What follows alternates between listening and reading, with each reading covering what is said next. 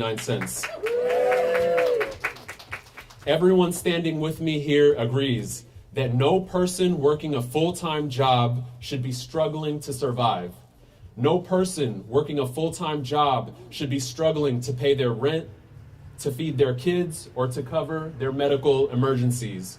But for too many people in unincorporated King County, this is their daily reality in a region with an astronomical cost of living. The minimum wage here is Washington State's minimum wage of $15.75 per hour. An employee making $15.75 would have to work 103 hours every single week to afford a modest one-bedroom apartment here in King County at fair market value. Two working parents with two kids trying to meet their basic needs on $15.75 would fall into debt by $36,000 every single year. To add insult to injury, if you are a worker in Skyway and you walk one block north to Seattle, you would make $3 per hour more every single day. If you walked one block west to Tukwila, you would make $3 more every single hour, every single day. A little bit farther south to SeaTac, and you would make $3 more every single hour, every single day. We do not want to create a situation where neighborhoods like Skyway become islands of poverty. White Center cannot become an island of poverty. Vashon Island is an island, but we don't want it to be an island of poverty. If unincorporated King County were a city, its 250,000 residents plus would make it the second biggest city in King County. Let's make sure these residents have the protections at least equal to their neighboring cities and increase the minimum wage to $18.99 adjusted with inflation. And let's be clear, we all understand for small businesses, increasing the minimum wage suddenly can lead to a lot of very real challenges. That's why my proposal gives employers with 15 or fewer employees a long ramp-up period with gradual increases over 6 years. This feature and many others will be negotiated and subject to change in the next coming months. The ordinance that we're announcing today is just a starting point. We will work with unions, we will work with workers, we will work with small businesses and advocates and my wonderful colleagues on the King County Council in order to continually shape and optimize our proposal before taking a final vote later this year. Because we have so many perspectives, I'm excited to share the podium today with a community of awesome people. First up, I want to introduce my colleague, a champion of unincorporated King County who represents White Center and Vashon Island, Councilmember Joe McDermott. Thank you, legislation. According to the Economic Policy Institute, a family of 4, 2 parents and 2 kids, needs to have a household income of at least $110,000 a year to maintain a modest, comfortable life here in King County. At least. And to spare you the mental math and the finger counting, that's over $26 an hour for each parent needs to make while working a full 40 hours a week, 52 weeks a year, no unpaid time off during the year. We've got to move the ball forward here in this region. Now is the time to do that in unincorporated King County. And we know that people of color, immigrants, women, and others who have been historically harmed by systemic inequalities, racism, sexism, homophobia, and more, will be the first to benefit from an increased minimum wage. We don't need a bunch of data, research, and policy papers to tell us what we already know. We see this, we know it's the reality, and we know who will benefit from an increased minimum wage. But thanks to the courageous work of efforts to raise the minimum wage here in Washington, starting a decade ago in the city of SeaTac, and then expanding to Seattle and around the county since then, the research, data, and results from those efforts confirm what we already know. Further, a patchwork of different rates doesn't serve our region well and becomes confusing to everyone. Raising the minimum wage is simply good for our economy and sends a crystal clear message about the values we hold in King County, that everyone is welcome Everyone deserves to live, work, and play in this beautiful region. The minimum wage needs to be a livable wage, and that's good for our economy and our families. This legislation is a strong step in that direction, and I'm proud to be a co-sponsor. Thank you. Thank you, Councilmember McDermott. My goal today was to announce the minimum wage, but I have a second goal, and that's to highlight the amazing small businesses right here in Skyway who don't get as much love as they deserve. And now, because we have all this media attention, I want to introduce you to Personal Touch Barbershop right here, Nevzat's Coffee right across the street, Mai's Vietnamese Sandwiches right down here. And right now, joining us today to speak is the owner of Royal Life Boutique, Sabrina Ford, who is also an awesome community member and a big advocate for our community. Sabrina?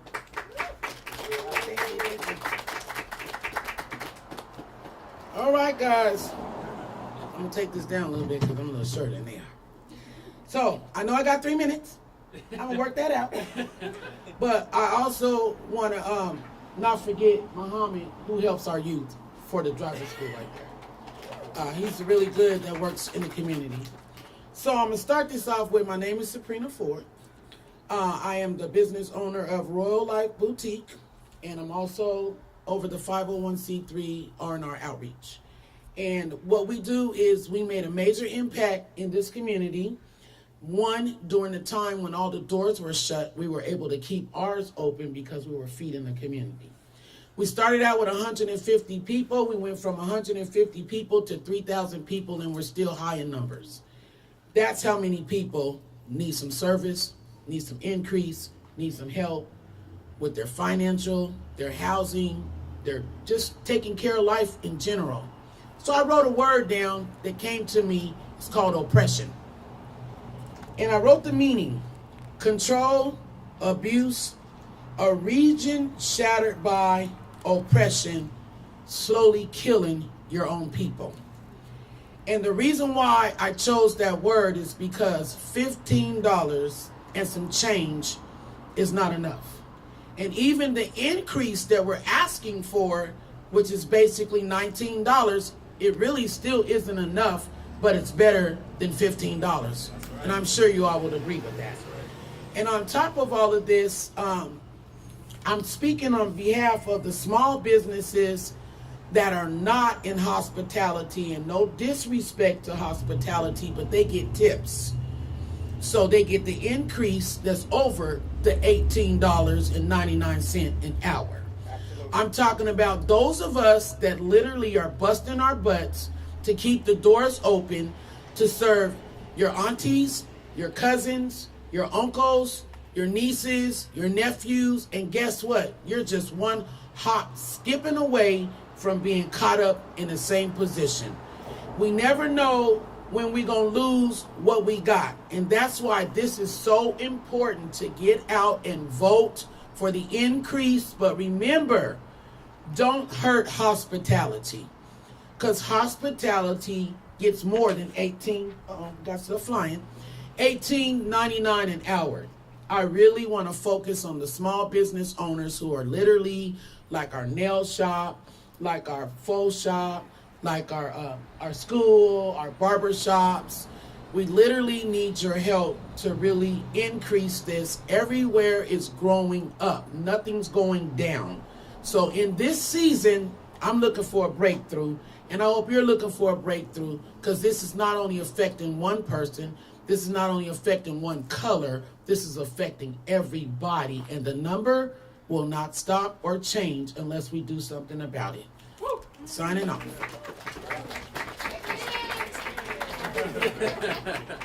Thank you so much, Sabrina. Next up, I want to call up an amazing advocate for unincorporated King County, Rebecca Zapata from Skyway Coalition and also the Unincorporated Economic Alliance. Rebecca?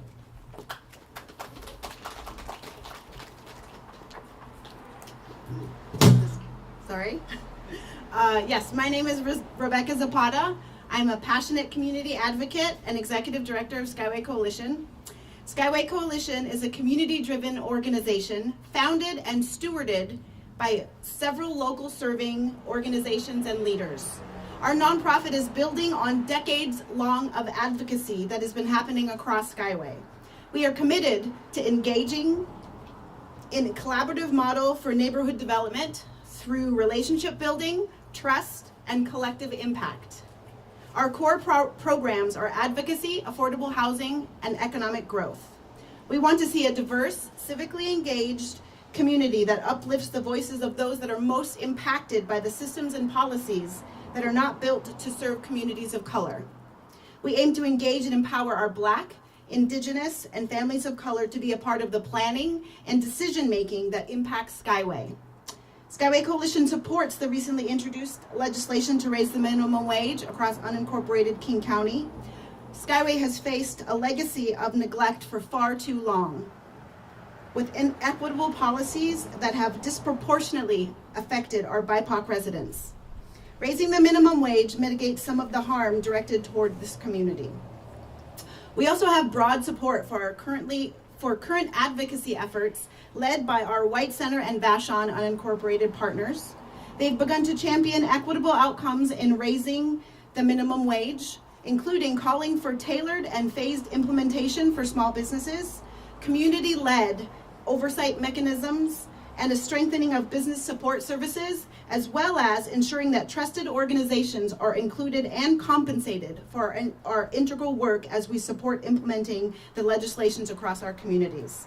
Skyway Coalition looks forward to ensuring that our BIPOC communities and business owners' needs are prioritized as we collectively finalize this legislation. Thank you to our beloved community of Skyway for continuing to make your voices heard. Thank you for our partners who continue to stand and push with us. And thank you for Councilmember Zahalai for pushing this important initiative forward on behalf of our communities. I got a question for you. Sure. So you're part of the coalition here in Skyway, right? We'll take questions at the end, Kevin. Thank you so much. Oh, he doesn't know. Next up, I know Kevin. Don't worry, I know my brother. Next up, I want to introduce Danielle Alvarado, Executive Director of Working Washington in the Fair Work Center. Okay, Kevin, I'm ready for you. Okay, good. I'm ready for you. Good afternoon, everybody. My name is Danielle Alvarado. I am the Executive Director of Fair Work Center in Working Washington, two organizations that over the past decade have worked to improve quality of life for workers across the state. We've led and worked in partnership with many of the people here and organizations here to pass some of the best protections we have in the country for minimum wage, access to sick time, and expanding the protections we have here, setting the bar not only in SeaTac, in Seattle, but also nationwide. And we, in addition to advancing new policies, we have really dedicated ourselves to making sure those policies are made real for people by enforcing those labor standards alongside workers, focusing especially on the workers who are most likely to have their rights violated at work, workers of color, immigrant workers, young people, queer people.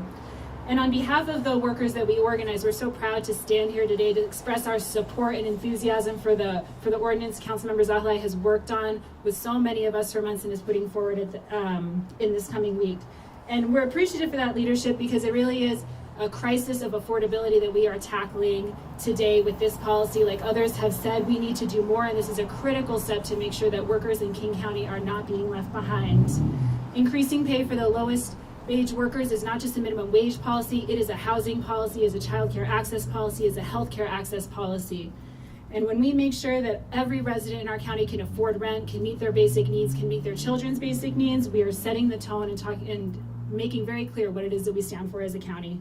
And this ordinance is about righting not just economic justice wrongs, but also addressing the racial inequality that we know is reflected in our economy. We know who is doing the lowest paid work, and it's our responsibility to make sure that those workers have the most investment from us when they really need it. In addition to immediately improving quality of life for thousands of workers in unincorporated King County, the county being clear in its leadership on this issue sends a strong message to other local elected officials, inviting them to think about what else can they do for the workers in their jurisdictions. And seeing the county play a strong leadership role to me is incredibly exciting as we think about what is our approach as a region in the next 5, 10, 20 years to making sure that this is a place where all of our workers are thriving. This policy builds on what we have learned over the last decade.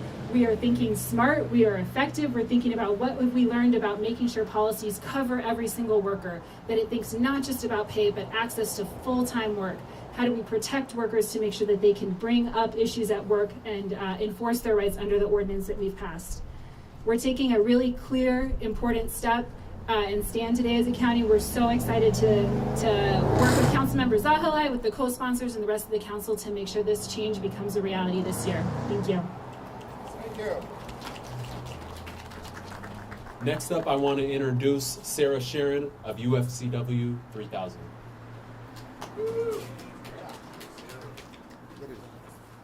Hi, good afternoon. I'm Sarah from UFCW 3000. We're the largest private sector union in Washington State, and we're really proud to stand here with Councilmember Zahalai, who, when asked by folks in the community and labor folks to help ensure equity in our minimum wage laws in King County, he didn't flinch. Like us, Councilmember Zahalai understands that when all workers do better, we all do better as a community. This proposed ordinance will be good for union and non-union workers alike. I stand here proudly with many of my labor allies today with this ordinance, in support of this ordinance, and this provision will help give a raise to workers who are making minimum, and also support union workers who have contracts like ours which guarantee a certain amount over minimum wage. Just to the north of us in the city of Seattle, where minimum wage workers make today $18.69 an hour. And just to the southwest of me is SeaTac, where voters there kicked off the movement almost 10 years ago. Minimum wage workers earn today $19.06 an hour, the highest in the nation. And just to the south of me is Tukwila, where over 82% of the voters less than a year ago, 82%, passed a boost to the minimum wage, $18.99 an hour. That covers more than 10,000 workers at the South Center Mall. But where we stand today in Skyway, like other areas of unincorporated parts of King County, the minimum wage is $15.74, roughly $3 less than every city bordering us. If you ask a minimum wage worker at a retailer in White Center, like some of our grocery store workers there, or Skyway, what else could they provide for their family with an additional $3.50 an hour? That's what this campaign is about. It's ensuring equity for working families, that they have what they need to take care of their daily needs. This doesn't just benefit workers making minimum wage. Some of the tangible benefits all of our communities benefit if something like this passes. Better employment rates, because workers know that they can go across the street and make $3 more an hour in Seattle. They'll stay here and work. More consumer spending. When workers have more to spend, it means small businesses have more business. Lower poverty rates, which means more workers can afford food, rent, and childcare. You know, we're lucky to live in this region and a state where the question of raising the minimum wage is a settled question. Voters have spoken loud and clear, and we are not persuaded by arguments that big businesses make. I'm definitely persuaded by the ones small businesses make, but by businesses about skies are going to fall and small margins and harmful impacts. We've moved past those, but we will always stand by community and champions for workers, like we're doing here today with Councilmember Zahalai and the fellow members of the King County Council. We look forward to this process. We look forward to passing this ordinance and supporting this win for workers and the community. Thank you. Just two more speakers, everybody. Next up, I have the honor to introduce a local boy, a young man who graduated from Dimmitt Middle School just down the block, and now he's a King County Council member, Rod Dembowski. Thank you, Jeremiah. Go Vikings. It's great to be back in Skyway, and thank you all for joining us here today. My name is Rod Dembowski. I represent North King County on the King County Council, District 1, and I chair the Transportation, Economy, and Environment Committee. One of the main thrusts and focus of our work in the economy section of that committee is to have a fairer economy, a more just economy that lifts folks up and lets them achieve their full potential here in King County. And this legislation to lift the minimum wage up for the 250,000 residents of unincorporated King County fits within that philosophy. I'm an honorary? Am I honorary? I'm an actual co-sponsor, but I'm honored to do it. I want to thank my colleague, Councilmember Zahalai, for his leadership in developing this legislation and developing the coalition to pass it, and I'm confident that it will make its way expeditiously through the County Council and be adopted. If you go to the MIT Living Wage Calculator, it's a very handy online calculator that looks at all counties around the 50 states in America. You can see why the state living wage, minimum wage, which is the second strongest in the country, is not enough and not good enough for residents of unincorporated King County. If you're in Grays Harbor County, a living wage is $15.07. So $15.74 can help cover those basic needs. If you're over in Stevens County, they calculate a living wage at $14.76. Again, the state minimum wage helps you cover those costs. In King County, a living wage is $22.77. Our cost of living is simply higher here. And you heard Sarah Charon from UFCW talk about what that extra money means. And I will tell you from personal experience, when we ran the hazard pay boost during the pandemic, we paid grocery workers in unincorporated King County a premium of $4 an hour.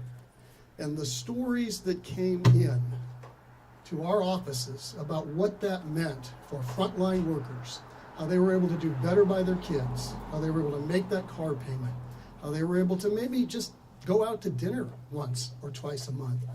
The stories were compelling and meaningful. And I know when we adopt this legislation, those stories will be replicated in the thousands for all residents of unincorporated King County for years to come. This legislation builds upon some work we did several years ago when we tied wage for King County workers and for our contractors to what was then the highest living wage, the Seattle living wage in the county. And at the time when we passed that ordinance at the county, there were naysayers. They said, well, you're going to drive up the costs and you're going to put folks out of business and you're going to really be a burden on folks struggling to get by. The fact of the matter is, in the 7 or 8 years since we've had that law in our books, it's done a lot of good. All of the good that you've heard today, we've seen it. This legislation will improve that legislation. It will tie us to the highest at $18.99 and really extend those benefits. So at King County, we work on all of our policies through an equity lens. How can we bring people along to achieve their full potential and everything that this county has to offer? You can't do it when you're struggling to pay the bills and pay the rent and just get by day after day. This investment in workers is an investment in our economy, and it is an investment in opportunity, and I'm excited if it comes to our committee. I don't know, Joe, if it's going to be your committee or mine, but either way, we're going to get it passed quickly. Thank you for the opportunity to join you today. Go Dimmitt Vikings. Thank you, Rob. And finally, our last speaker, Councilmember Cole Wells, who has been a champion for unincorporated King County, passing a suite of tenant protections, eviction prevention programs in unincorporated King County, and most recently, the cashless prohibition payment system. Councilmember Cole Wells, thank you so much.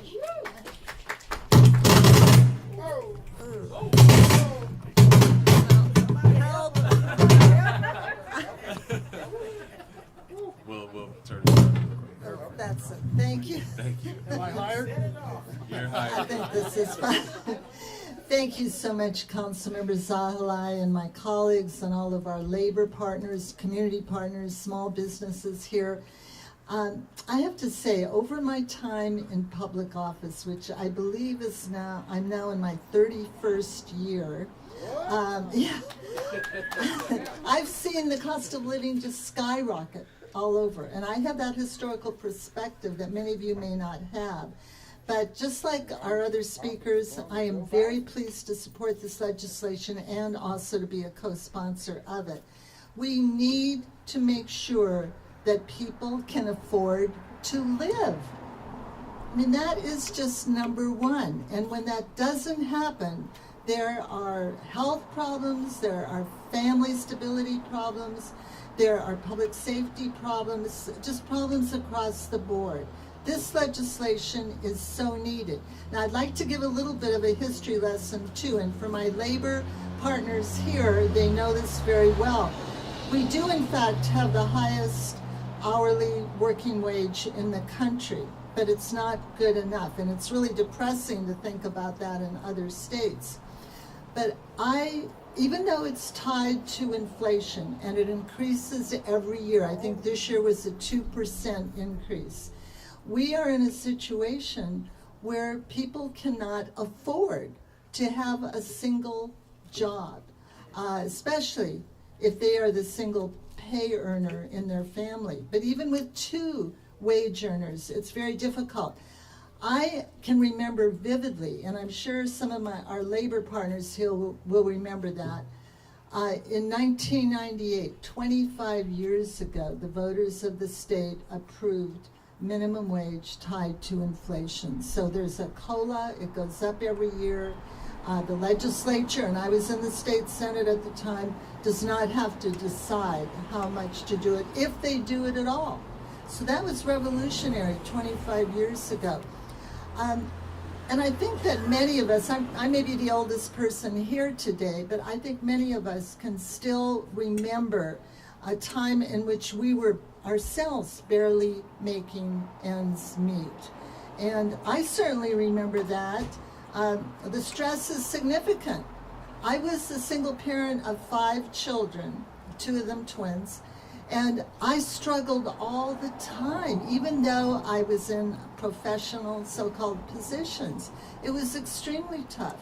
Now, people need to be able to be paid reasonably, and I would like this legislation to go higher, to go further, but we have to really think about our small businesses and have a gradual phase-in for small businesses. But more money in hand helps those workers who do not, hopefully, have to go get a second job, put their health at risk, not see their families as much, not have a time to rest, not be able to be assured of health care expenses. So this is what's so important about this legislation, to help individual workers and families stabilize, plan for the future. We know that we live in one of the most beautiful places in the whole country. Environmentally, it's also one of the highest wealth places in the country. Yet we are finding a too rapid increase in economic inequality. People are having to move further and further out. More expenses for transportation. They can't afford, as has been said, even a small 1-bedroom apartment. This to me is appalling. And as Councilmember Dembowski brought out, with COVID, we really had a demonstration that many low-wage and essential workers, such as grocery store workers, are a vital and often undervalued part of our communities. So we were able to provide that $4 an hour increase. But what happens now?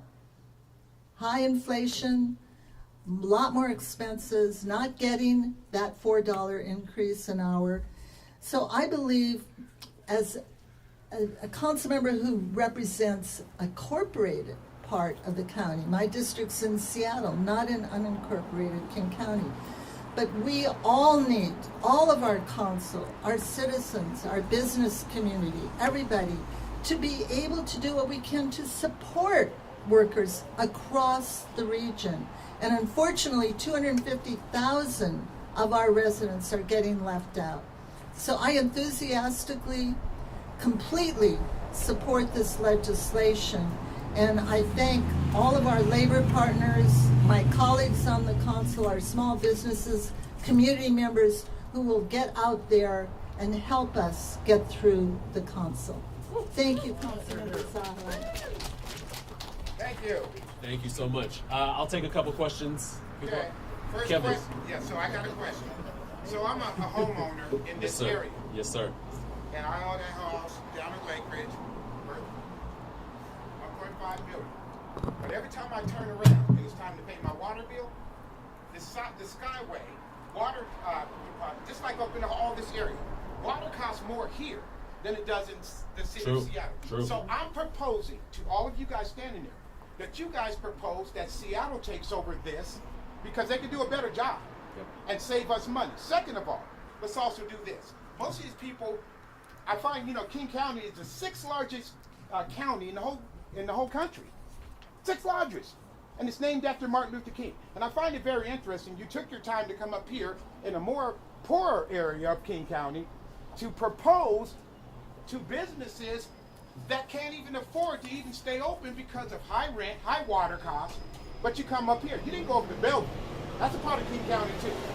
And I just wonder why did you guys choose to come up here with the situation and act as if this is a photo op for you guys instead of saying, what are you going to do for the citizens? Because when you guys raise these prices, here's what happens. Grocery outlet, which you can get food for less, they got to raise their prices because everybody's in business to make a profit. No one's dealing with. You mentioned inflation. You know what inflation's caused by? Policies, right?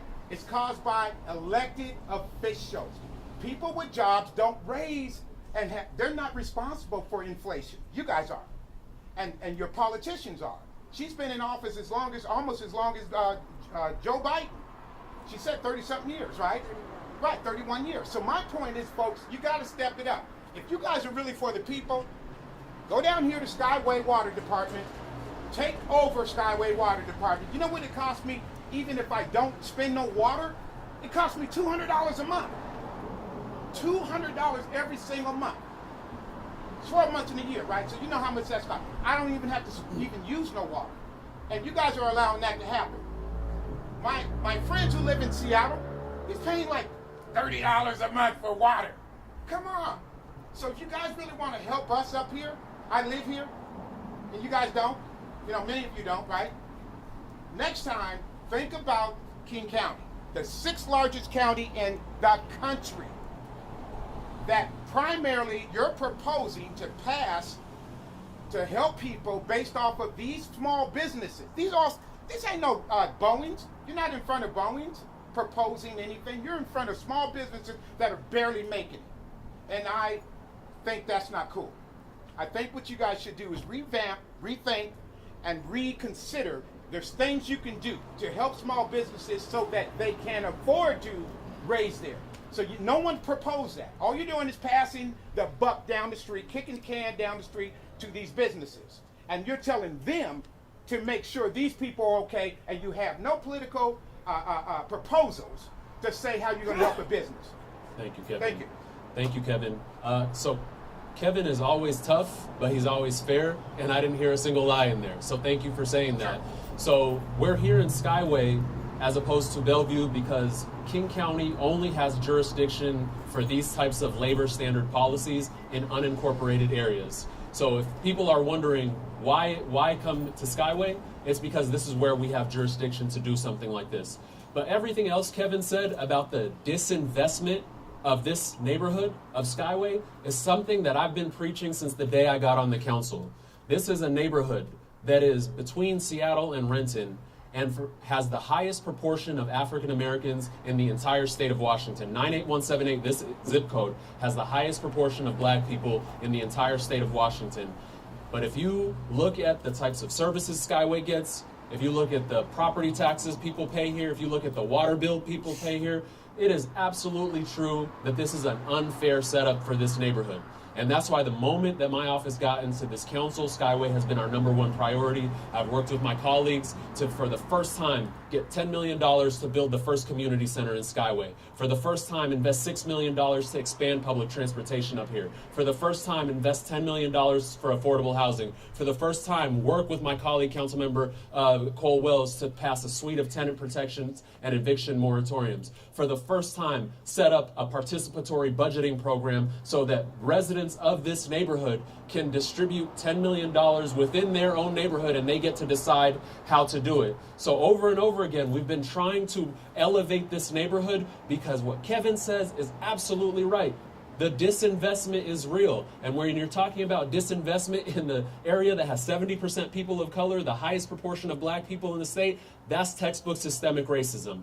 That's textbook systemic racism. And so we will keep working with you, Kevin. You know how to reach me. You know we've been on the phone with you for a long time before, and we will keep working on that water issue. We'll keep working on every single issue that you're talking about. And y'all just vote on it. Okay? We will vote on it. Thank you. It's only a vote away. Thank you so much, brother. I appreciate it. Yes, Joe. That's all right. A question about the 3 tiers. I wanted to ask, how did you decide on the amounts for these wage increases? In other words, the math. Like Councilmember Dembowski mentioned, $22 is for appropriate. Yep. So is this what you think businesses can bear?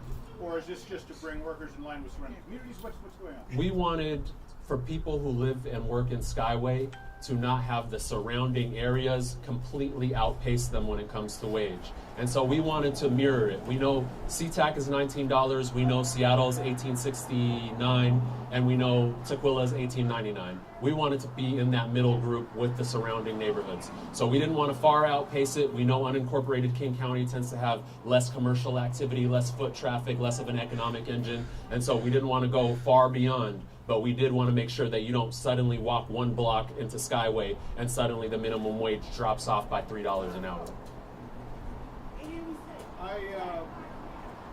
I know I've interviewed businesses since Seattle adopted $15 an hour that did close up or relocated. Sometimes it was a combination of factors of regulations on top of the wages. But you have a concern that this might cause some businesses to shutter or to relocate? To shutter, no, I don't have that fear. But to work with them to make sure that we have the optimal ordinance, the optimal legislation is something that we want to do. So today's legislation as it stands is just the starting point.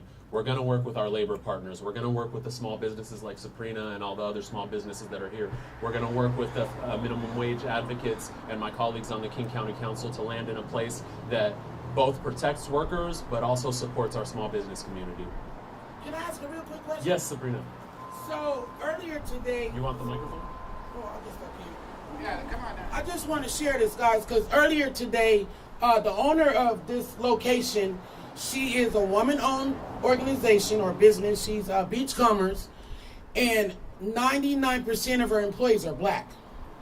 And so I know that we want to bring up the wages for those of us who are,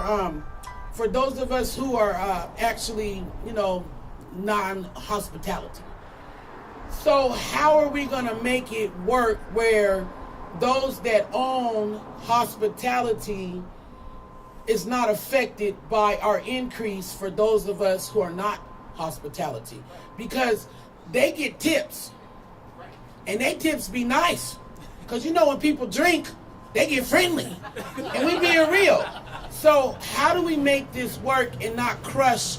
Because she is feeling threatened, and I'm speaking on behalf of her. She's feeling threatened, and she's also feeling like if this takes place, she's going to shut it down. So if she shuts that down, it shuts that down, it shuts that down, it shuts that down. And guess what? Even your sheriff's department, even though some of y'all don't care, but and then the laundromat around there, it shuts it down, and she's not willing to open it back up because she can't afford to keep up. So how will we, officials, how will we make this work? Because hospitality, and I'm not trying to throw you under the bus, but the truth is the truth. You get more money than $18.99.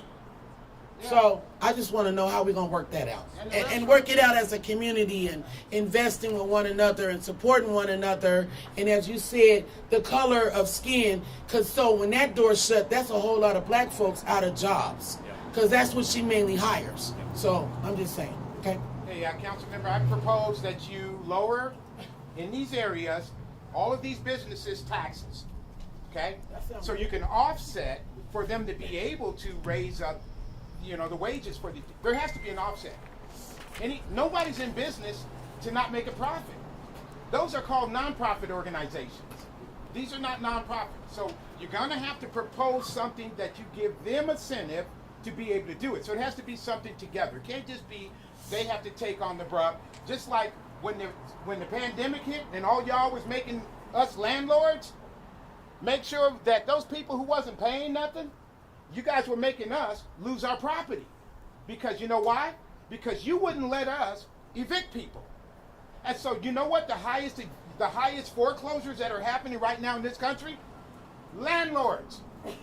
That's what's happening. So you guys have to start thinking a little bit more logically and start being, think as if yourself was involved. Many of you probably have never ran a business, but there's many business owners who have basically made it. You see what I'm saying? Because, once you get into politicians, become a politician, you primarily make money by sitting in seats and voting on stuff, right?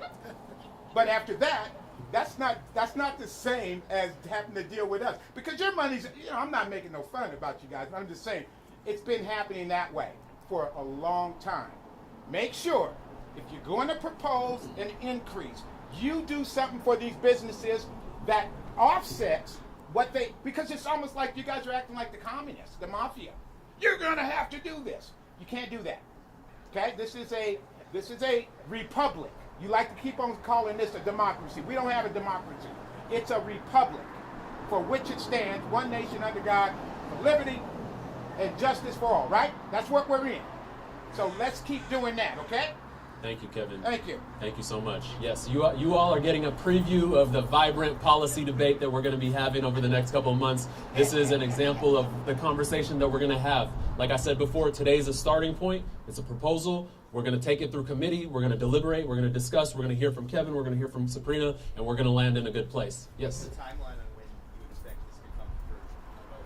So right now it's been introduced, and now we have to wait and see when we want to have a committee day. So it would go through one of the committees in the King County Council. That's up to me of when I want to request a date. And I haven't requested a date yet because I want to hear from as many people as possible. I want to hear from you all. So I imagine that sometime in the next month or two that it will get a committee date.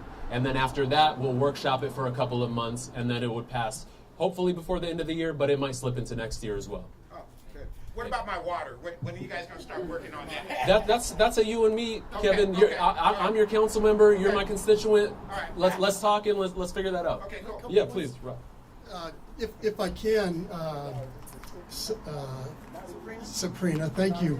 On the small business issue and the impacts of small business, their ability to absorb an increase can be more difficult than a large corporation. We know that, we understand that, and most legislation like this, including this ordinance, it's my understanding, has a longer phase-in time and a lower rate for small business employees. So 500 and above, I think, gets your top rate, $18.99 per hour. Smaller business, a little lower rate, longer implementation, because we understand that the ledgers are tighter. As to this community, if I can, I believe in the philosophy of a rising tide lifts all boats. And these concerns about raising the rate in Harmon community are always set forth in this debate. You look at regions that have the highest minimum wage, they have the most economic success and opportunity. And when you return money into the community, you will support the grocery outlet down here to keep going stronger, because their customers, folks living here and working here, have more money to spend. And that economic circle of investing better wages into the local economy builds on itself and creates a more robust and more resilient community. And that's what Councilmember Zahalai has been about in his policymaking and in this legislation. And he actually works. Thank you, Sabrina. Thank you. Say that. All right, everybody. I want to thank our media partners for being here. Thank you so much for helping us get the word out. We appreciate you. Thank you to our labor partners. Thank you to my colleagues on the King County Council. Thank you to the small business owners who are here. Thank you to our staff and to the advocates for coming out. And to the kids of Sabrina. Where are your kids at, Sabrina? There you go. Thank you all so much, and we look forward to talking to you more about raising the minimum wage in unincorporated King County. I appreciate you all. Thank you. Thank you so much. Okay, folks, you see I had to get on ask a question. Let's do a big picture. Big group photo. Let's do it. Yeah, let's do it.